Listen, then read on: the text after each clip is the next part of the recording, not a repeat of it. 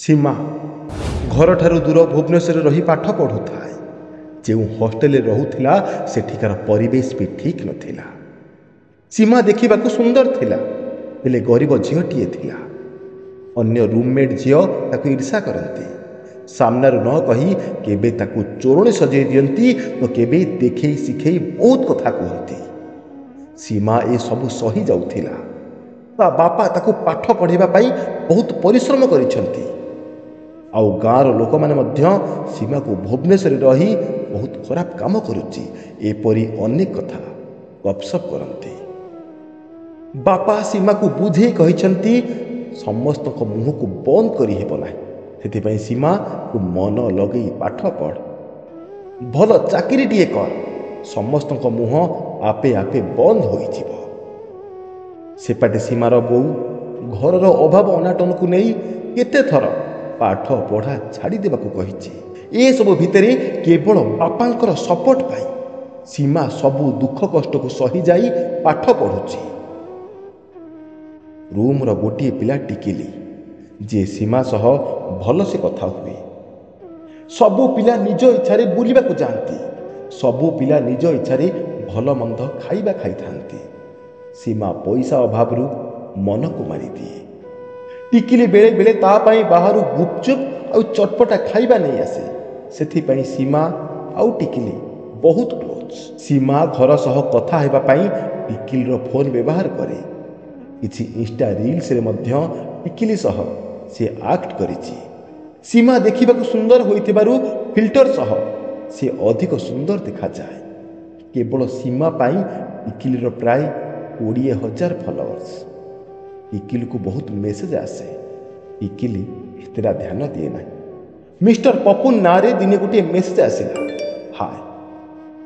सेतेबेले mobile सीमा पाखरे थिला। सीमा भाविला बोध हुए टिकिली रो केही निज लोक होइथिबो। सेतिपई सी मध्ये रिप्लाई देला हेलो। सेपाटो मेसेज आसिला अच्छा तुमे किए टिकिली ना सीमा। सीमा आश्चर्य हुई पचारिला तुमको मो ना किए कहला तुम्हें कौन मत जानी कि। सामनार उत्तर आसिला तुम्हें जदि सीमा तेबे हाँ मु तुमको वर्षे हेब जानी।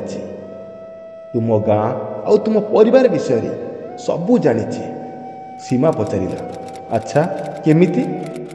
सामनार उत्तर आसिला देख खराब भावनी मु तुमको जो दिन प्रथम थर देखिली रसुलगढ़ छकरे से दिन ठारू तुम विषय सबकि जानवाक चेष्टा कली। तुम्हें एते सुंदर कि तुम पाखरे सब हिरोइन मान भी फिका पड़े। बस सबू कम छाड़ी दे तुम पछरे पागल भली पड़ी रही। जना नहीं केते थर यही नंबर रे मु मेसेज करिछि किंतु भगवान आज मो डाक शुणिले आउ तुम्हें मते रिप्लाई देल। सीमा पाई एपरी कथा संपूर्ण नुआ थाए। से एपरी कथा एबे भी काहाठारु भी शुणिनी। सेथिपाई एपरी चैटिंग ताको भल लागुथाए। सीमा कहिला देख मु तुमको जानिनी आ मु अजणा लोकंक सह कथा भी हुएनी। सेपाडू रिप्लाई आसिला ठीक अच्छी जदि तुम्हें मते जानिबाकू चाहुच तेबे बालकनी की आस मु तले अच्छी। सीमा झरका पटे देखिला ओटा देखिबाकू चिट्टा कोरा तार बुलेट बाइक सह चार्मिंग देखा जाउथाए आउ तार पर्सनालिटी आकर्षणीय थिला। सीमा तो प्रथमे ताकू देखिकी ही रहीगला। सेपाटू रिप्लाई आसिला कौन झरका पटू देखुथिबो ना टिके बालकनी की आसीबो। सीमा रिप्लाई दी कहिला नहीं थाउ तुमर साहस तो जमार कम नुह मते फॉलो करबा बंद करि दियो। सेही पुओ एसबु सुनी एबे बाइक स्टार्ट करी सेठार चली गला। सीमा सिना एमिति कहीदेला किंतु ताकू कहीं कि जानी भल लगु न थाए। टिकिली रूम भीतर को आसवा पूर्व सीमा सबुतक मेसेज को डिलीट कर देइथिला एवं निज पाठ पढ़ारे लगी जाइथिला। ठीक तार परदिन खरा बेलर सही समय सीमा मोबाइल को धरी अपेक्षा करी थाए। सेही पुअर आ मेसेज न आसी डायरेक्ट कॉल आसिला। नुआ नंबर होइथिबारु सीमा जानी पारला नाही एवं कॉल उठेई कहिला हेलो। सामनार उत्तर आसिला विश्वास कर तुम्हें देखा जेतिक सुंदर ना तुम कंठस्वर भी सेतिक सुंदर। ସୀମାକୁ ଆଉ ବୁଝିବାକୁ ଡେରି ଲାଗିଲା ନାହିଁ କି ଇଏ ସେହି ପୁଅ। ସୀମା କହିଲା, ଯଦି ପ୍ରଶଂସା ସରିଯାଇଥାଏ ତେବେ କହିବ କି କ'ଣ ପାଇଁ ଫୋନ୍ କରିଛ? ସାମ୍ନାରୁ ଉତ୍ତର ଆସିଲା, ମୁଁ ପାପୁନ, ମୋର ଘର ଏହି ପାଖରେ। ମୁଁ ତୁମକୁ ଭଲ ପାଇବା ପାଇଁ ବାଧ୍ୟ କରୁନି, ବାସ୍ ତୁମ ସହ ଫ୍ରେଣ୍ଡସିପ୍ କରିବାକୁ ଚାହୁଁଛି। ଯଦି ତୁମର ଇଚ୍ଛା ଥାଏ ତେବେ ହଁ କୁହ, ନହେଲେ ଚଳିବ। ମୁଁ ତୁମକୁ ଏମିତି ଦୂରରୁ ଦେଖି ଖୁସି ହୋଇଯିବି। ସୀମାକୁ ବି ଧୀରେ ଧୀରେ ପୁଅଟି ପସନ୍ଦ ଆସିଯାଇଥାଏ। ସୀମା କହିଲା, ଓକେ, କେବଳ ଫ୍ରେଣ୍ଡସିପ୍, ଆଉ କିଛି ନୁହେଁ। ଏପରି ସେମାନେ କଥା ହେବାକୁ ଲାଗିଲେ। ସୀମା ଏସବୁ ବିଷୟରେ ଲୁଚେଇବାକୁ ଚାହୁଁଥିଲା, ସେଥିପାଇଁ ସେ ସବୁବେଳେ କଲ୍ ହିଷ୍ଟ୍ରିକୁ ଡିଲିଟ୍ କରିଦିଏ। ବାରମ୍ବାର ଅଫର୍କୁ ସେ ମନା କରିବା ପରେ ଦିନେ ପାପୁନର କଥାକୁ ରଖି ସେ ତାଠାରୁ ମୋବାଇଲ ରଖିଲା। ପାପୁନ ତାକୁ ଦିନେ ପ୍ରପୋଜ ବି କରିଦେଲା, ଆଉ ସୀମା ତାକୁ ଖୁସି ଖୁସି ସ୍ୱୀକୃତି ଦେଲା। ପାପୁନ ସୀମାକୁ ବାରମ୍ବାର ଏଇ କଥା କହୁଥାଏ, ଯେଉଁ ପର୍ଯ୍ୟନ୍ତ ମୁଁ ଭଲ ଚାକିରିଟିଏ ନ କରିଛି, ପ୍ଲିଜ୍ ତୁମେ ଟିକିଲି କି ତୁମର କୌଣସି ସାଙ୍ଗମାନଙ୍କ ସହ ଏ ବିଷୟରେ କିଛି ବି ଡିସ୍କସନ୍ କରିବନି। ସୀମା ମଧ୍ୟ ତା କଥାକୁ ମାନି କାହାକୁ ଏ ବିଷୟରେ କିଛି ବି କୁହେନି। ସୀମା ପାଠ ପଢ଼ାରେ ଏତେ ମଜିକି ରୁହେ କି ବେଳେ ବେଳେ ସେ ପାପୁନକୁ ସମୟ ବି ଦେଇପାରେନି।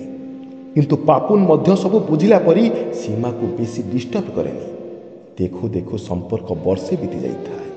ଏହି ବର୍ଷକ ଭିତରେ ସେମାନେ ମୁଭି ଦେଖିବା, ଲଜ୍ ଆଟେଣ୍ଡ କରିବା, ଏକୁଟିଆ ସମୟ କାଟିବା, ଏସବୁ ସରିଥାଏ। ଦିନେ ସୀମା ଇକିଲର ମୋବାଇଲ ଦେଖୁଥାଏ। ହ୍ୱାଟ୍ସଆପ୍କୁ ମେସେଜ ଆସିଲା।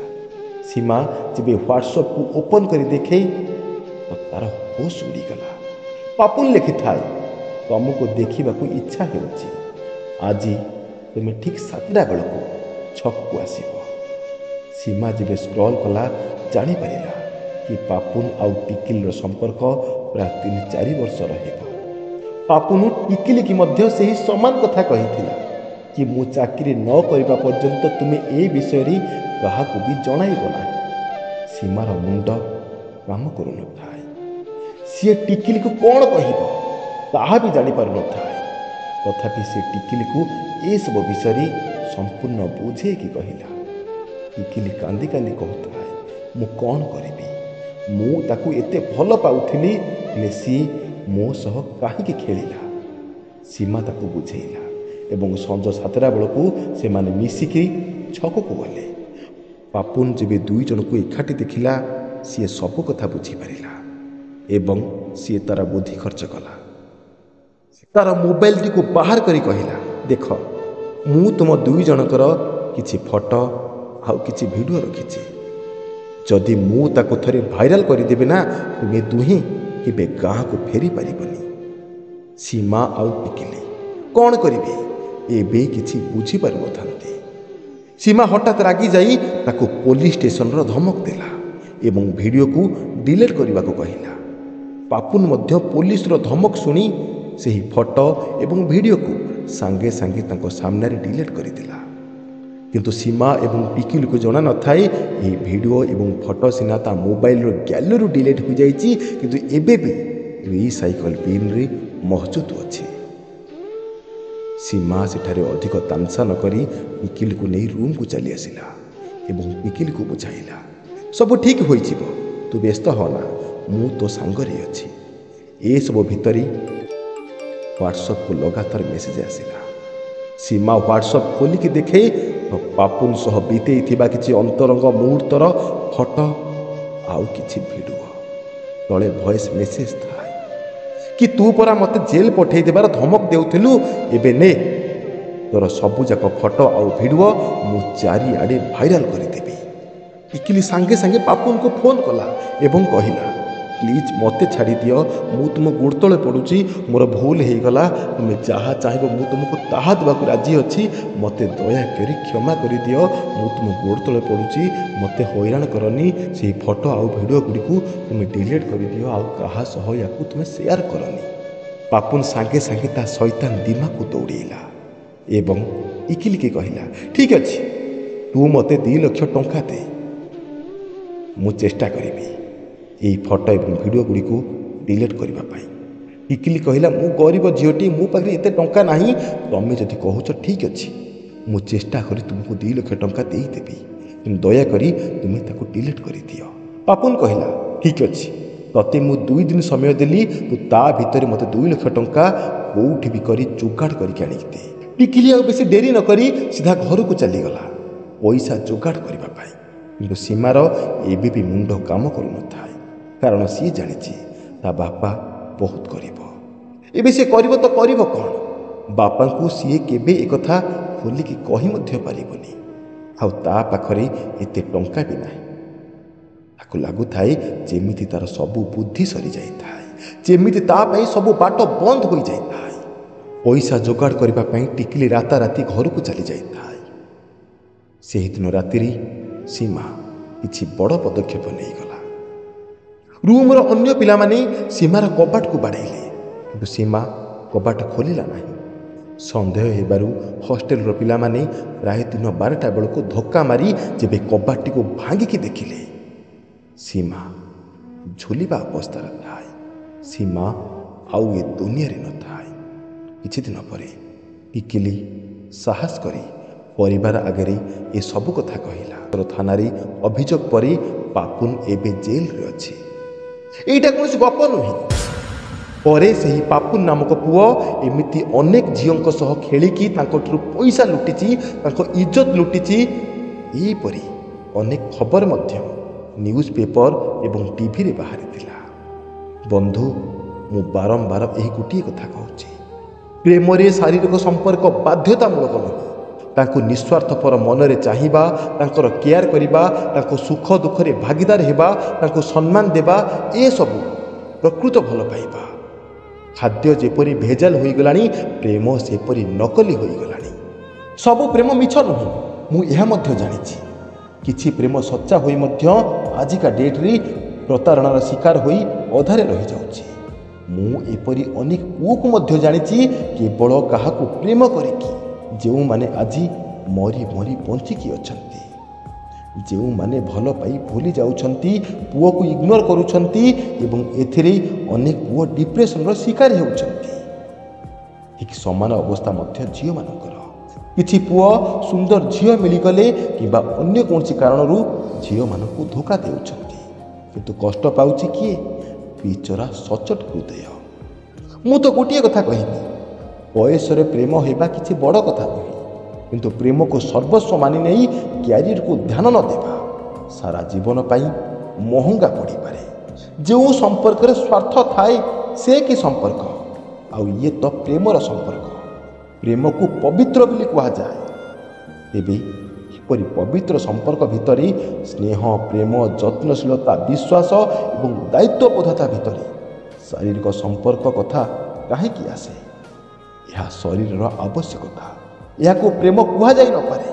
ପ୍ରେମ ତାହା ଯେଉଁଠି ଜଣେ ଜଣକୁ ନ ଛୁଇଁ ମଧ୍ୟ ତାକୁ ଅନୁଭବ କରିପାରେ, କାରଣ ଏହା ଭାବନାର ସମ୍ପର୍କ, ଏହା ଆତ୍ମାର ସଂଯୋଗ। ଏହି ପ୍ରେମକୁ ନଷ୍ଟ କରନ୍ତୁ ନାହିଁ। ଦର୍ଶକ ବନ୍ଧୁ, ଆଜି ପାଇଁ ଏତିକି। ପୁଣି ଦେଖା ହେବ କିଛି ନୂଆ ବାର୍ତ୍ତା ଏବଂ କିଛି ନୂଆ ବିଚାରକୁ ନେଇ। ସେ ପର୍ଯ୍ୟନ୍ତ ଜୟ ଜଗନ୍ନାଥ, ଜୟ ଶ୍ରୀକୃଷ୍ଣ। ଧନ୍ୟବାଦ।